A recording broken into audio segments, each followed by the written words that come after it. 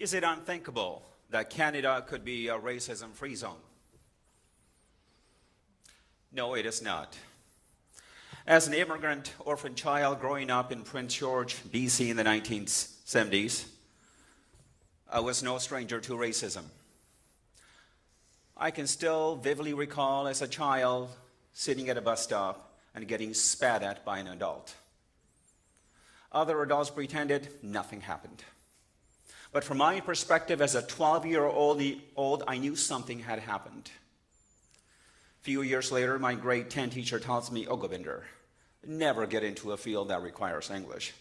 You're going to be a sawmill worker anyway." I had to face the various challenges of racial discrimination, all the way from childhood and into my career in broadcasting. The first time I went on the air to do a newscast, the switchboard lit up with the callers calling to complain, "Take that Hindu off the air." Then the station manager suggested I should change my on-air name to Tony Gill. This way, the listeners will think I was Italian. It worked. Callers stopped calling to complain. The effects of racism left me feeling different, unwanted. In some ways, it emptied my soul time after time after time. But early in my life, I had decided I was going to pursue my goals, and it was okay if I failed.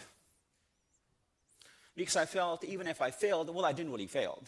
I would just know what to do or how to do something next time. Racism is not a new problem. Sadly, it is an attitude that has been created over time by societies around the world. It is a concept based over fear of those who are different from us. It's not a black or white issue or whites against the rest. It exists in the relations between South Korea and Japan and between India and Pakistan that used to be one country. And over the years, it has been integrated into our economies, our laws, and our social structure. In some ways, race has shaped our world. But I believe time has come for us to reshape our world, to not allow ourselves to be faded by the uglier parts of human nature, but instead to rise above them, to create something greater, more prosperous, more harmonious. I see it happening all around us. We now see people of color in all positions, in medicine, broadcasting, and politics. We are truly moving towards an integrated society, not only just in Canada, but in other parts of the world as well. Racial tolerance and ethnic diversity are flowering. I say flowering because I have always viewed people as flowers in a garden, each one of them unique with their own beauty and fragrance, and yet flowing together to present one magnificent garden. And I believe Canada can be a leader for much of the world. In many major Canadian cities, the sidewalks, stores, and cafes are filled with people from diverse cultural backgrounds, and interracial couples holding hands, and some with beautiful cross-cultural children. Things are changing.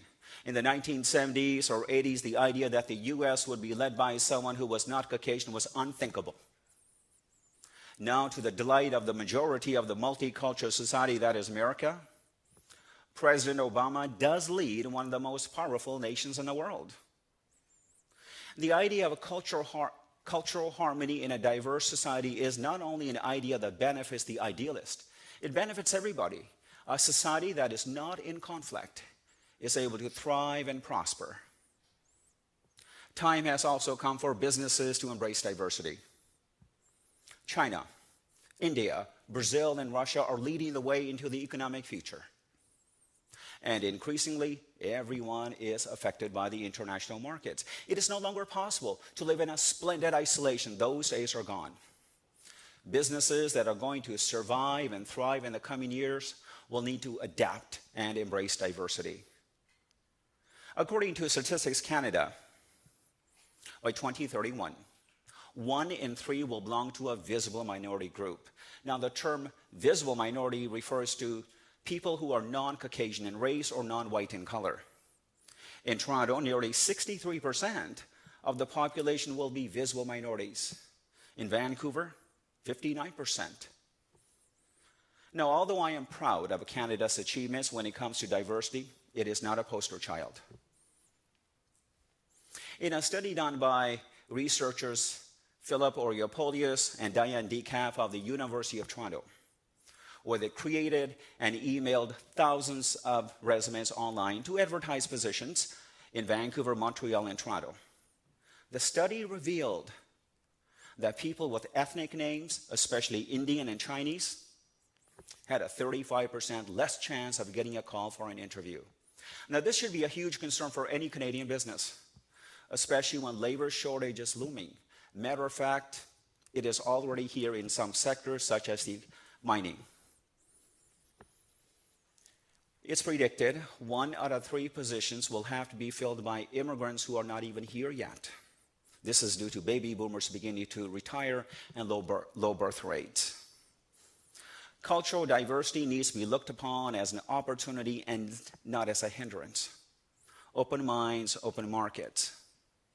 The HR departments need to be open-minded when it comes to hiring people of diverse cultural backgrounds, and that their personnel recognize the benefits a diverse workforce brings. It brings different ideas, different thinking, and different solutions. Now, what will it take for Canada to be a racism-free zone? I would like to propose 3 ideas. Number 1, cultural diversity education should be part of the regular curriculum in all schools starting in grade 1, and cultural diversity training become mandatory in the workplace. Number 2, new immigrants and Canadians should be encouraged to participate in functions that are unfamiliar to them, such as the Chinese New Year and Diwali, which is the Indian function.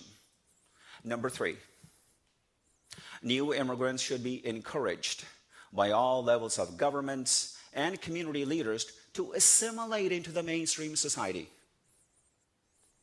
These are basic ideas. But if we choose to ignore them, we as Canadians, we will suffer economically, socially, and morally. I am asking you here today, take these ideas, spread them, and encourage them.